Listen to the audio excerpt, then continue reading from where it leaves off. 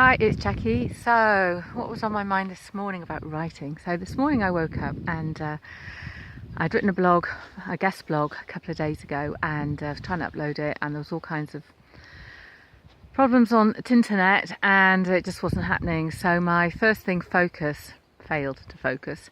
So, I decided to stop, just get out and go for a walk.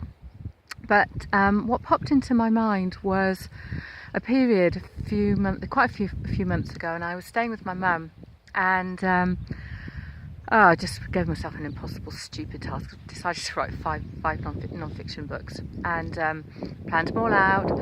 Had most of the content in all of them, so still some gaps and things.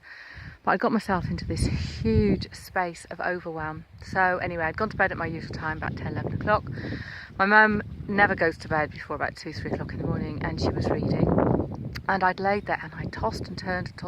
It was just a complete nightmare. Anyway, I got up about 1-2 o'clock, something like that. Got myself a cup of tea, and I sat on the edge of the bed, and I must have been transmitting these thoughts of hopelessness through her bedroom walls. The next thing that happened was Mum came in and sat next to me on the bed.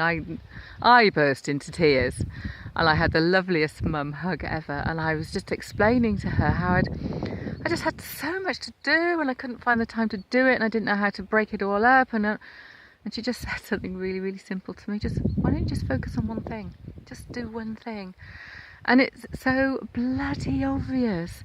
Here I am, awfully creative, and also process driven. I do lots and lots of, put lots of things into processes, but I get bored. And when I get bored, I take on another job, and then I take on another job, and then in the end, nothing ever gets done. And every time now, when something happens and I get to that point where I'm not getting my writing done, I just remember what my mum says, focus on one thing, and I go through my to-do list and I look at what it is that I need to absolutely achieve first, and I just do it. And it's so simple.